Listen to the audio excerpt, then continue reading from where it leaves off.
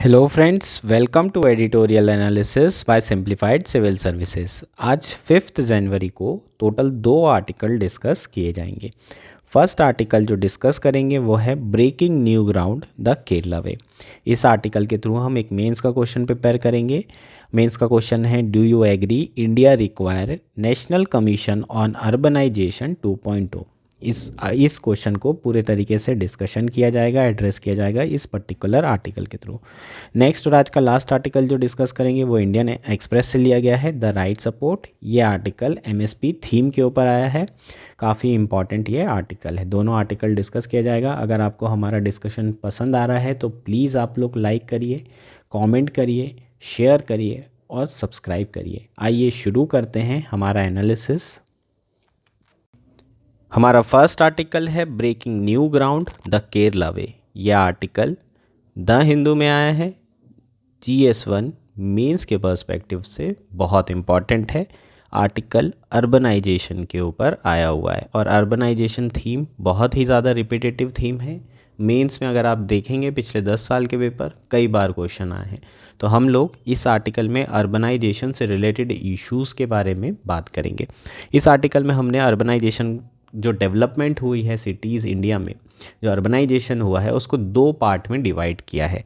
एक 1950 से 1990 के पीरियड में जो अर्बनाइजेशन हुआ था वो वाले अर्बनाइजेशन के बारे में बात करेंगे और उससे रिलेटेड होने वाले इश्यूज़ के बारे में चर्चा करेंगे। और पोस्ट 1990 इसके बाद जो अर्बनाइजेशन प्रोसेस हुई है उसको समझेंगे और उससे रिलेटेड इशू के बारे में बात करेंगे। दोनों पीरियड में अर्बनाइजेशन किस तरीके से हुआ है उस पर चर्चा करेंगे। इस तरीके से अगर आप आंसर्स लिखते हैं अपने मेंस के तो आपको बहुत अच्छे नंबर मिल सकते हैं। ठीक है, शुरू करते हैं आर्टिकल शुरू करने के पहले एक मेंस का क्वेश्चन देख लेते हैं जो इस आर्टिकल के थ्रू हम एड्रेस करेंगे, जो 2024 मेंस के लिए काफ़ी इंपॉर्टेंट है। इस तरह का क्वेश्चन आपको पूछा जा सकता है। क्या क्वेश्चन पूछ सकते हैं?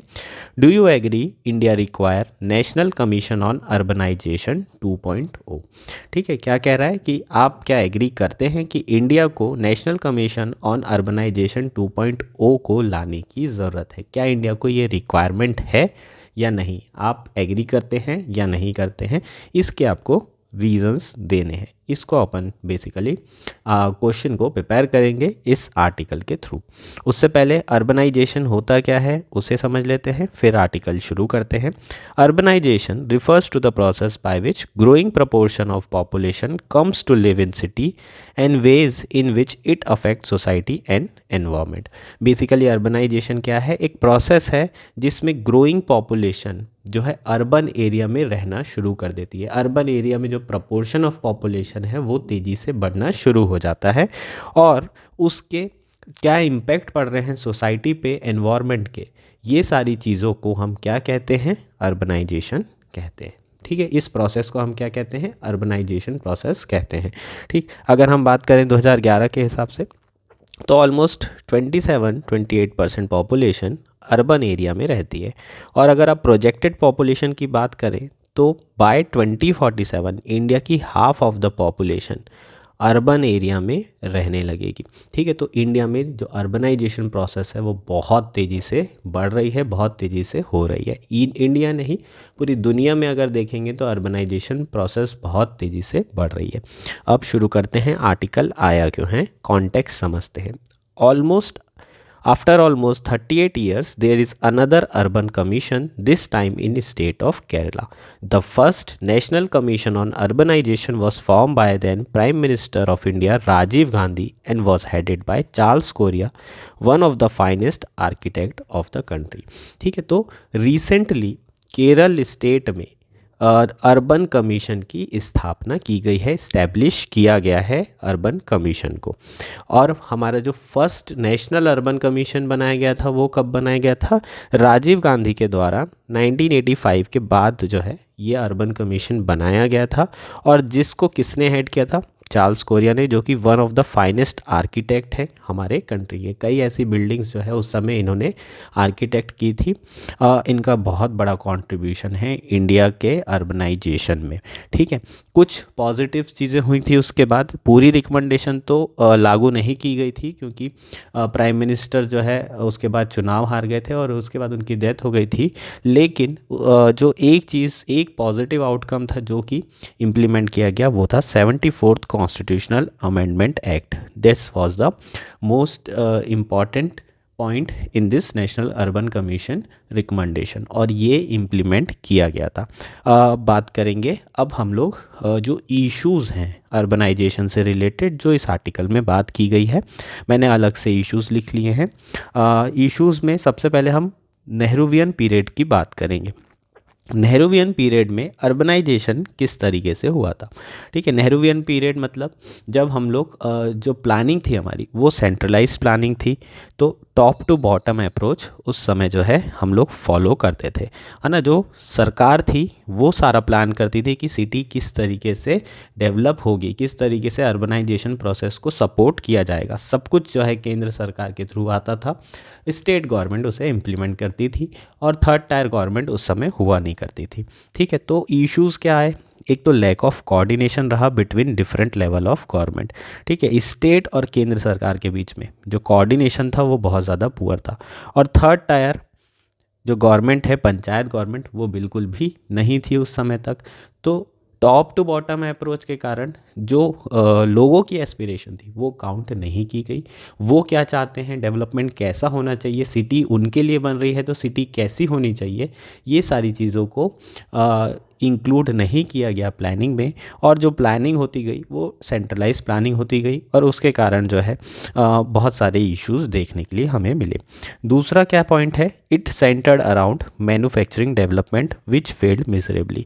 जो नेहरूवियन पीरियड का अर्बनाइजेशन था वो किसके अराउंड सेंटर्ड था, मैन्युफैक्चरिंग के डेवलपमेंट के अराउंड, कि मैन्युफैक्चरिंग डेवलप की जाएगी और उसी के आसपास लोगों को बसाया जाएगा। तो यहाँ पर माइग्रेशन होना शुरू हो जाएगा, है ना। तो लोगों को रूरल एरिया से अर्बन एरिया में लाया गया मैन्युफैक्चरिंग डेवलपमेंट के नाम पे। लेकिन मैन्युफैक्चरिंग डेवलपमेंट बहुत बुरी तरीके से फेल हो गई।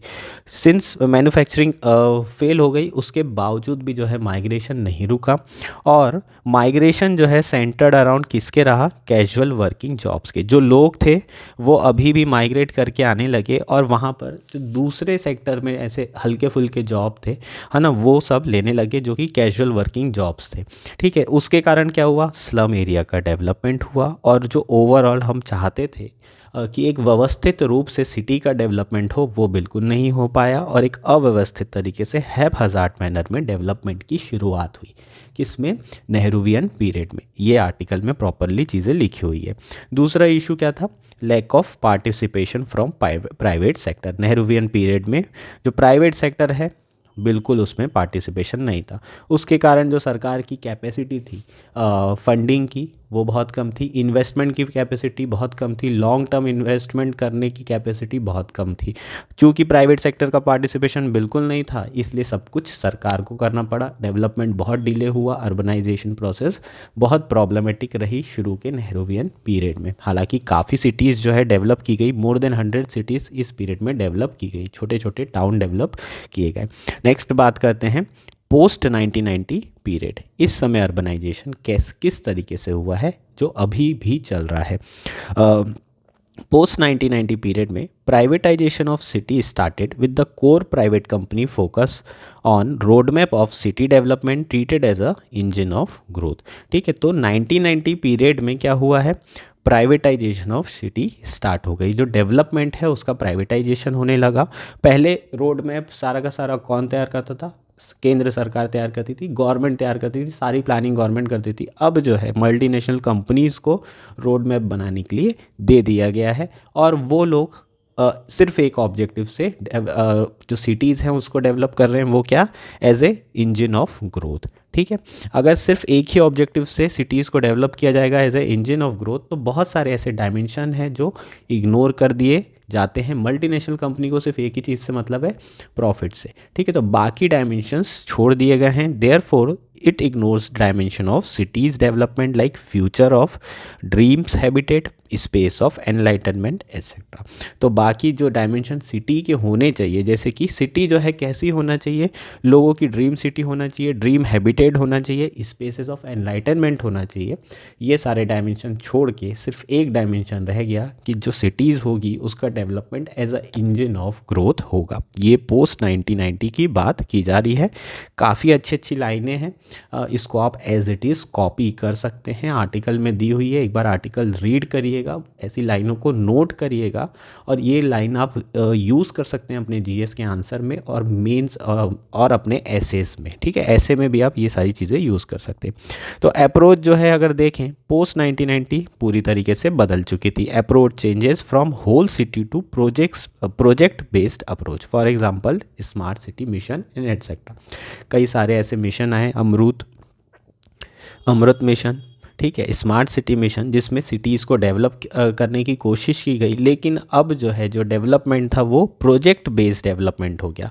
अब whole city as a landscape नहीं लिया जा रहा है, जो सिटी जैसी बन गई है वो वैसी ही है। कुछ कुछ प्रोजेक्ट्स जो है जैसे कि वाटर रिक्वायरमेंट प्रॉपर की जा रही है, आईटी एनेबलिंग की जा रही है सिटी को, है ना, ऐसी चीज़ें की जा रही है कि सारी चीज़ें ऑनलाइन हो जाए, गवर्नेंस सुधारा जाए। तो अब हमारा जो डेवलपमेंट है वो प्रोजेक्ट बेस्ड हो चुका है, ना कि पूरे होल सिटी को पूरे होल सिटी को फोकस किया जा रहा है डेवलपमेंट के पर्सपेक्टिव से। ठीक है, तो हमारा जो चेंजेस हैं वो आप देख सकते हैं। बिफोर 1990 पीरियड सेंट्रलाइज प्लानिंग थी, पोस्ट 1990 पीरियड हमने प्राइवेटाइजेशन कर दिया और हमारी जो अप्रोच है वो होल सिटी अप्रोच की जगह प्रोजेक्ट बेस्ड अप्रोच हो चुकी है। ठीक है, तो ये हमारा क्या हो जाएगा, सेकंड पॉइंट हो जाएगा। अब बाकी इश्यूज़ क्या क्या आ रहे हैं ये समझ लेते हैं। इंडिया में जो अर्बनाइजेशन है उसके इश्यूज़ क्या क्या हैं, है ना, ये सारी चीज़ें आपको पता है। जैसे कि lack of adequate funding for infrastructure, है ना, एडिक्वेट फंडिंग नहीं है इंडिया के पास इंफ्रास्ट्रक्चर डेवलपमेंट के लिए, इंफ्रास्ट्रक्चर बहुत ज़्यादा डेफिसिट है। ठीक है, प्रॉपर 24/7 बिजली नहीं रहती, लाइट इलेक्ट्रिसिटी का इशू है, पानी का इशू है, ये सारी प्रॉब्लम्स जो है अर्बन एरिया में आ रही है। नेक्स्ट क्या है, lack of long term funding option, long term funding option भी नहीं है। ठीक, प्राइवेट सेक्टर आज भी जो है पूरी तरीके से, अगर सरकार उन्हें प्रोजेक्ट नहीं दे रही तो जो नॉर्मल प्राइवेट सेक्टर है जो अपना जो है इन्वेस्टमेंट करना चाहता है वो भी पूरी तरीके से इन्वेस्ट नहीं कर रहा है, क्योंकि बहुत सारे ऐसे रेगुलेशंस हैं लैंड एक्विजिशन से रिलेटेड, जिसके कारण जो है कॉस्ट ऑफ लैंड बहुत ज़्यादा हाई हो रही है। और कॉस्ट ऑफ लैंड बहुत ज़्यादा हाई होने के कारण जो प्राइवेट सेक्टर का इन्वेस्टमेंट है वो भी बहुत कम हो रहा है, जिसके कारण जो सिटी है उसका डेवलपमेंट नहीं हो पा रहा है। थर्ड क्या है, ओवर क्राउडिंग एंड कंजेशन। ठीक है, इंडिया की जितनी भी सिटीज़ है, खासकर मेट्रो सिटीज़, उसकी ये कैरेक्टरिस्टिक है कि यहाँ पर क्राउडिंग बहुत ज़्यादा पॉपुलेशन आ रही है और कंजेशन भी बहुत ज़्यादा है। कोविड-19 माइग्रेशन के समय में आप देखे होंगे कितने लोग, कितनी भरी पॉपुलेशन इंडिया की सिटीज़ में रह रही हैं जो कि विलेज एरिया से आती हैं। नेक्स्ट क्या है, लैक ऑफ अफोर्डेबल हाउसिंग। आप बाहर से आइए, सिटी में रहने के लिए घर ढूंढना बहुत मुश्किल है ना, इतना कॉस्टली होता है यहाँ पर घर लेना, खरीदना तो दूर की बात है, रेंट पे लेना भी बहुत ज़्यादा कॉस्टली होता है। और ये सारी पॉलिसीज़ के कारण, प्रॉपर अगर लेजिस्लेशन होता तो ये सारे इश्यूज़ नहीं आते। तो लैक ऑफ अफोर्डेबल हाउसिंग एक बहुत बड़ा इशू है। इसके अलावा आप देखेंगे पर्टिकुलर रिलीजन के लिए डिस्क्रिमिनेशन भी है सिटीज़ में, वहाँ पर एक पर्टिकुलर रिलीजन को या माइनॉरिटीज़ को घर मिलने में भी बहुत दिक्कत होती है। तो ये सारी हमारे अर्बनाइजेशन एरिया में, हमारे जो सिटीज़ हैं उस एरिया में ये सारे इश्यूज़ हमें देखने के लिए मिल रहे हैं। इसके अलावा एनवायरमेंटल डिग्रेडेशन, है ना, पॉल्यूशन अलग लेवल पर चल रहा है, दिल्ली में आके देख लो, सांस लेने में दिक्कत हो रही है। इसके अलावा high inequality between rich and poor, urban area में हमें ये भी देखने को मिलता है, जो रिच और पुअर हैं उनमें बहुत ज़्यादा इनइक्वालिटी है। रिच है, सबके पास BMW है, पुअर हैं, स्लम एरिया में रह रहे हैं, है ना, प्रॉपर पानी नहीं है, क्लीन वाटर नहीं है, हेल्थ इश्यूज़ हैं, बहुत सारी इश्यूज़ हैं जो स्लम एरिया में रहते हैं। और रिच देखें तो, है ना, कार बाहर रखी हुई है BMW जिसमें धूल लग रही है है ना। ये सीन्स देखने को आपको मिलेंगे कई कई दिनों तक के एक एक पर्सन के पास 3-3 4-4 कारें हैं, रखने की जगह नहीं है, पार्क करने की जगह नहीं है,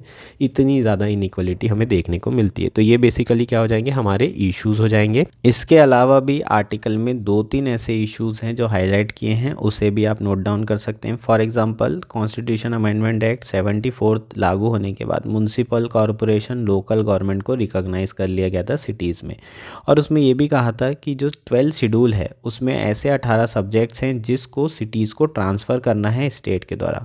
लेकिन ये भी अभी बहुत डिस्टेंट ड्रीम है। अभी तक के जो 18 सब्जेक्ट्स हैं बहुत सारे स्टेट्स में ये ट्रांसफ़र नहीं किए गए हैं। ऑलमोस्ट केरला और वेस्ट बंगाल को छोड़ दिया जाए तो इसके अलावा बाकी स्टेट में जो लोकल गवर्नमेंट है वो पावरलेस है। फाइनेंशियल ऑटोनॉमी इनके पास ना के बराबर है, इनके पास टैक्स लेवी करने की ज़्यादा अथॉरिटी नहीं है, और जो इन्हें जो पैसा मिलता है वो भी, अगर आप बात करें फाइनेंशियल आर्किटेक्चर की, तो वो भी ओवर सेंट्रलाइज्ड है। अगर फाइनेंस कमीशन की बात करें, 15 फाइनेंस कमीशन की रिकमेंडेशन की, तो जो ग्रांट इनको मिल रही है वो किसके ऊपर लिंक्ड है, वो परफॉर्मेंस के ऊपर लिंक है। अगर ये म्युनिसिपल कॉरपोरेशन जो म्युनिसिपालिटीज़ है अगर वो कलेक्शन करते हैं प्रॉपर्टी टैक्स का, तभी उनको ग्रांट्स दी जाएगी। मतलब जो पैसा मिल रहा है वो भी टाइड है, कंडीशनल है, उन्हें डायरेक्टली पैसा नहीं मिल रहा है। इसका मतलब ओवर सेंट्रलाइजेशन है। फाइनेंशियल ऑटोनॉमी दी नहीं, पैसा आपने दिया नहीं, उनके पास कोई पावर बची नहीं है। जब पैसा ही नहीं है तो जो थोड़ी बहुत पावर होगी उससे वो करेंगे भी क्या, है ना। तो गवर्नेंस में जो बॉटम टू टॉप अप्रोच है वो होना चाहिए, लेकिन आज भी जो है टॉप टू बॉटम अप्रोच ही चल रही है। इसके अलावा एक पॉलिटिकल सर्कल्स में डिबेट भी चल रही है कि जो सिटीज़ है उनको मैनेजर्स को क्या करना चाहिए, रन करना चाहिए, ना कि इलेक्टेड ऑफिशियल्स को रन करना चाहिए। तो ये सारे इश्यूज़ हैं हमारे ओवरऑल अर्बनाइजेशन से रिलेटेड। इसके बैकड्रॉप में हम लोग जो फॉर्मेशन हुआ है न्यू केरला अर्बन कमीशन का, उसे देखने की ज़रूरत है। Kerala has adopted this urban policy commission initiative that should address this complexities. जो हमने इश्यूज़ की बात की है, ये सारे इश्यूज़ को एड्रेस करने के लिए केरला के द्वारा अर्बन पॉलिसी कमीशन बनाया गया है। ठीक है, उसके कुछ मेंबर्स के नाम लिखे हुए हैं, S Satish Kumar and urban professor from Dublin Janaki Nair. इस तरीके से 3-4 जो है इसके मेंबर्स के नाम हैं, आप रीड कर सकते हैं। The commission is 12 month mandate aims to address the challenges of urbanisation. जो कमीशन है उसको 12 मंथ का मैंडेट मिला है। उसका एम क्या है, जो भी चैलेंजेस हैं अर्बनाइजेशन के जो हमने डिस्कस किए उनको एड्रेस करना, particularly in the context of Kerala urbanise population which NITI Aayog has estimated around 90%। अगर आप बात करें केरला की अर्बनाइज पॉपुलेशन की, तो लगभग 90% ऐसी पॉपुलेशन है जो अर्बनाइज है। तो इससे रिलेटेड जो इश्यूज़ हैं इसे एड्रेस करने की बात की गई है। कमीशन को ये सारी चीज़ें कही गई है, मैंडेट दिया गया है। कमीशन रोल इज़ टू ले road map for at least 25 years of urban development. Commission का जो रोल है वो क्या है, एक रोड मैप तैयार करना अगले 25 साल के अर्बन डेवलपमेंट के लिए। कहाँ पर, केरला में, सिर्फ केरला की बात की जा रही है। ठीक है, तो ये बेसिकली क्या है, हमारा अर्बन कमीशन है। और क्या कहा जा रहा है कि अब समय आ गया है कि हमें जो है नेशनल कमीशन की ज़रूरत है, अनदर नेशनल कमीशन की ज़रूरत है, क्योंकि ये जो इश्यूज़ हैं सिर्फ केरला के नहीं हैं, ये सारे इश्यूज़ पूरे इंडिया के हैं।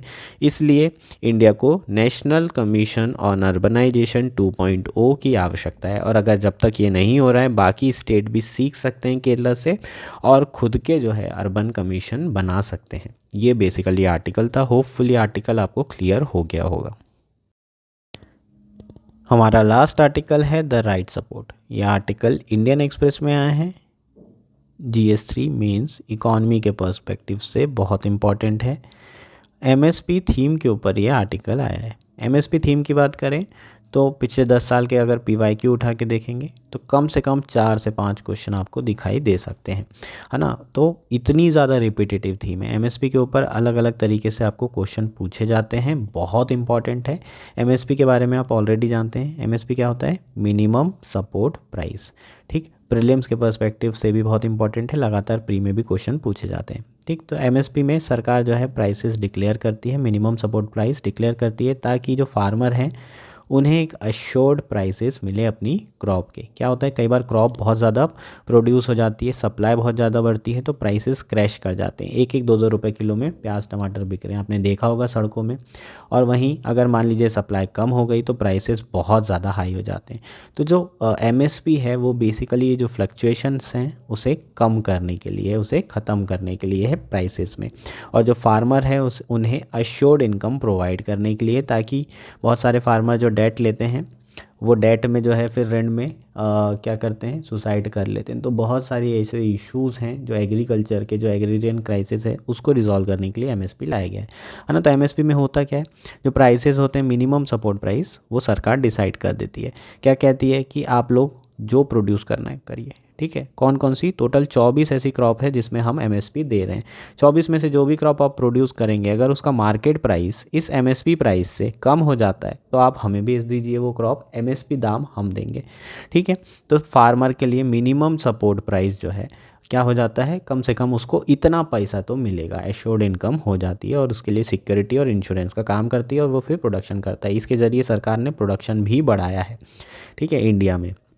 क्योंकि जब उसे पता रहेगा कि उसे इतना पैसा मिलेगा ही, तो वो प्रोड्यूस करने की कोशिश करेगा ज़्यादा से ज़्यादा, और इसी चक्कर में इंडिया जो है सेल्फ सफिशिएंट और आत्मनिर्भर भी हुआ है। तो एमएसपी पॉलिसी के बहुत ज़्यादा बेनिफिट हैं, लेकिन नुकसान भी बहुत ज़्यादा है।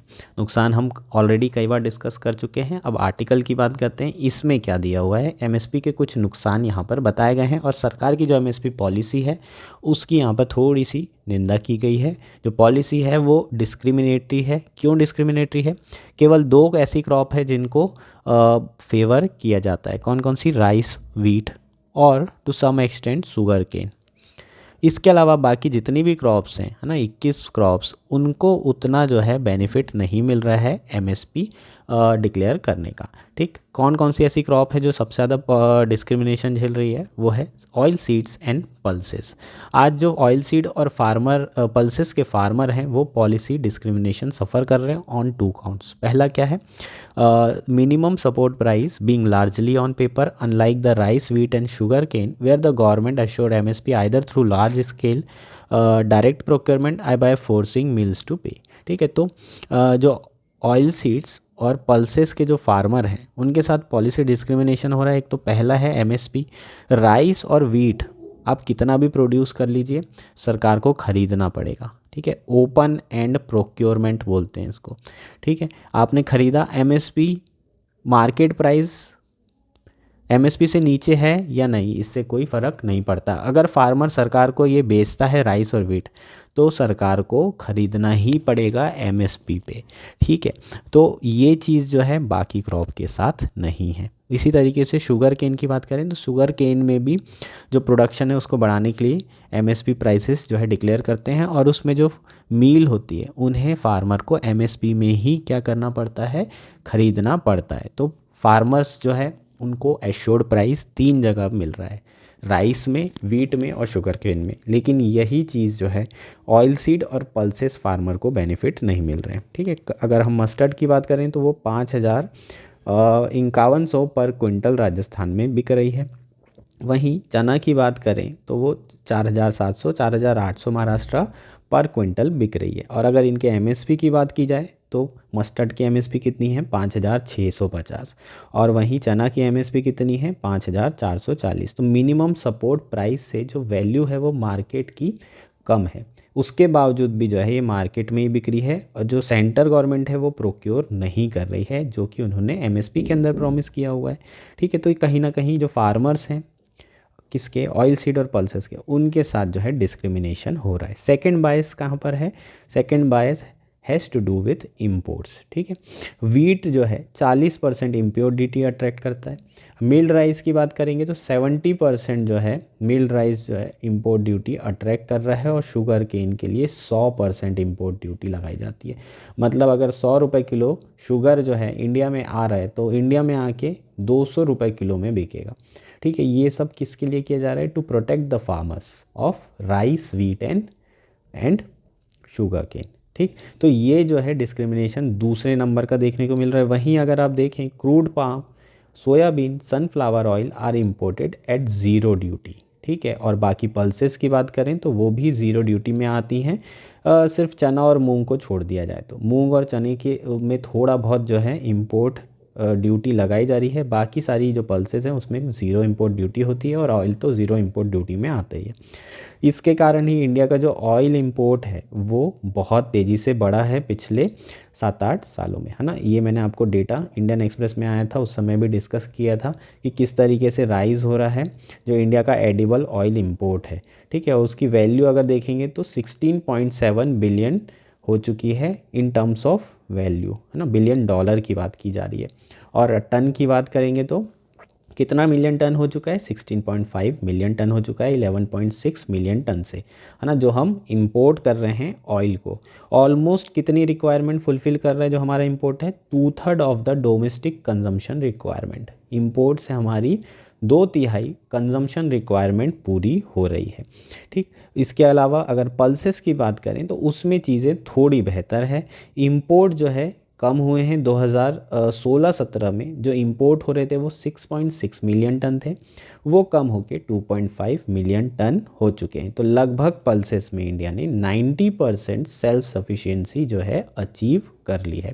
But the current year has also seen a resurgence of import, ठीक है। जो करेंट ईयर है उसमें फिर से जो है हमें पल्सेस के इंपोर्ट में रिसर्जेंस देखने को मिल रहा है।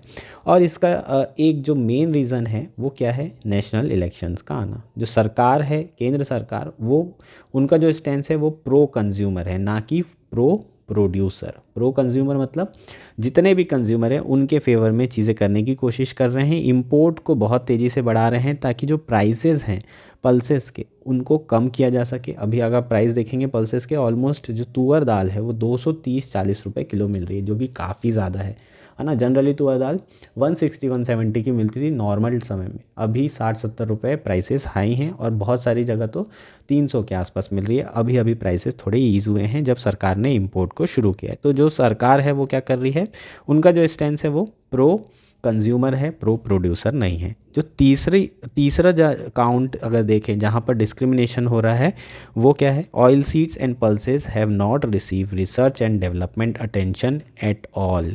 जो पल्सेस हैं, ऑयल सीड्स हैं, उनके ऊपर रिसर्च एंड डेवलपमेंट अटेंशन भी नहीं दी जा रही है। Denial of approval for genetically modified hybrid mustard, herbicide resistant soybean technologies is manifestation of this official indifference। इसका एग्जाम्पल में आप क्या लिख सकते हैं, ये लिख सकते हैं कि जो GM क्रॉप है, GM मस्टर्ड, उसको अप्रूवल नहीं दिया गया। उसी के साथ साथ हर्बिसाइड रेजिस्टेंट सोयाबीन जो टेक्नोलॉजीज़ थी उसे भी अप्रूवल नहीं दिया गया। ये सब क्या है, ये सब जो गवर्नमेंट है उनका इनडिफरेंस देखने को मिलता है, उनको कोई ज़्यादा मतलब है नहीं इन क्रॉप से, ऐसा इस आर्टिकल में लिखा गया है, ठीक है। तो बेसिकली जो MSP है वो सप्लीमेंट करने के लिए थी, प्रोडक्शन के लिए, लेकिन वो कुछ क्रॉप्स को बहुत ज़्यादा फेवर कर रही है और कुछ क्रॉप्स को बिल्कुल भी जो है फेवर नहीं कर रही है। इस पॉलिसी डिस्क्रिमिनेशन के कारण, है ना, कुछ क्रॉप्स बहुत ज़्यादा प्रोड्यूस कर रहे हैं फार्मर, जैसे कि राइस और वीट, यही प्रोड्यूस ज़्यादा हो रही है, बाकी सारी जो क्रॉप्स हैं उसे इग्नोर कर दिया जा रहा है, जिसके कारण सॉइल डिग्रेडेशन बहुत हो रहा है,